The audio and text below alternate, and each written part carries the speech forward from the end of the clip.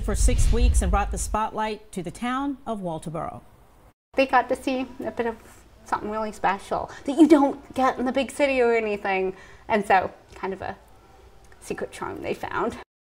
The front porch of the Lowcountry busy with journalists, trial watchers, and the attention of people all across the country.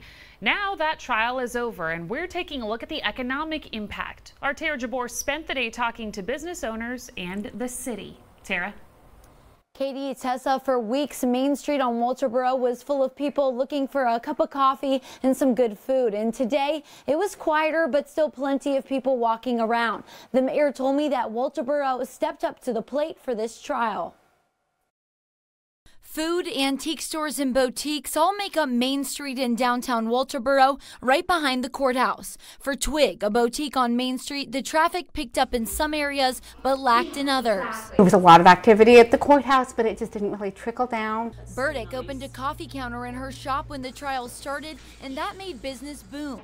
She started opening 2 hours early to meet the traffic and demands of hundreds of people. Folks were, around here were like, oh man, it would be so helpful if you could serve coffee to all the people who will be waiting in line at the courthouse.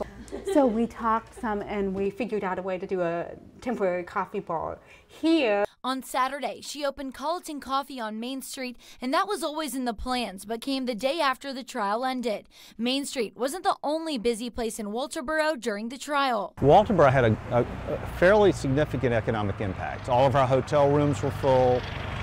Restaurants did a very good business. That it had a positive impact on us. We don't know exactly how much yet, but as we get the returns in from accommodations tax and hospitality tax, we'll be able to compare that. The city invested a lot of money into the trial. Well, we knew we couldn't do anything about the reason that people were coming here, but we could do something about the impression that we made on the people once they got here. Extra law enforcement, fences, bathrooms, and high-speed Wi-Fi were all necessary to make things run smoothly. It was a burden on us. I know I saw a figure that for just overtime for the police was about $35,000. Taj Mahal was a significant investment, but it was something we had to have. Life on the front porch of the Lowcountry will continue as normal. The mayor says he's thankful that people got to see what it's all about. People that never even knew a Walterboro existed now around the world know of Walterboro and know where Walterboro is.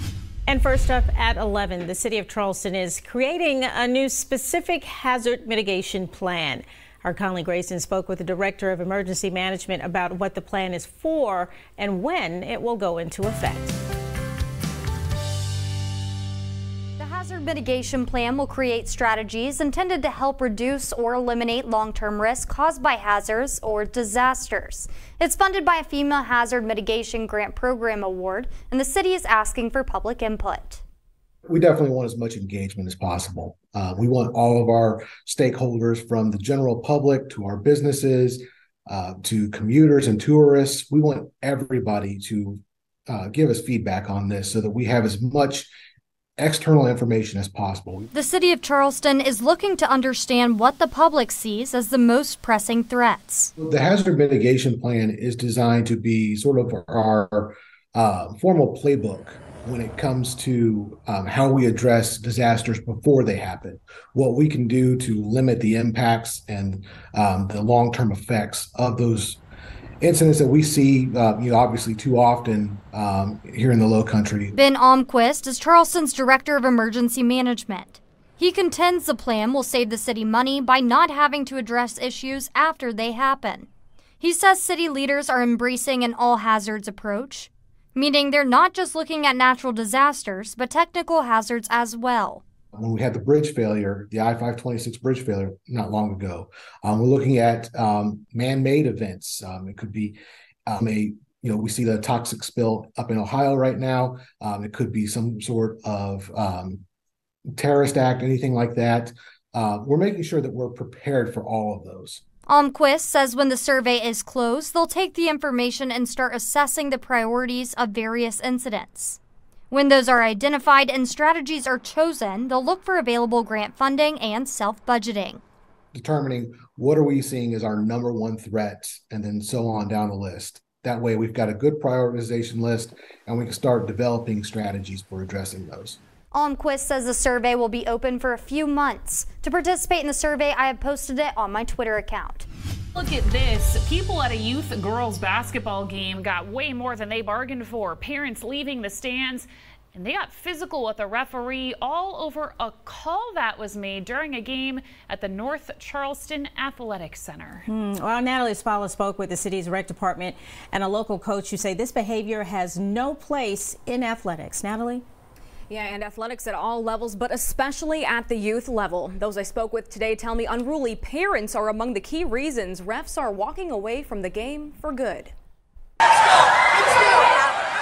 It's a sight you never plan to see at a sporting event, let alone for 12-year-old girls. It ruins it for the children that are trying to have fun and trying to play a game. Back on February 26th, this game cut short after a fight broke out between parents and a referee over a call that ref made. It is starting to occur more in the youth level these days. When it comes to reasons why, North Charleston Recreation Director TJ Roston says there are several. Adults don't think they should be held accountable for actions like that.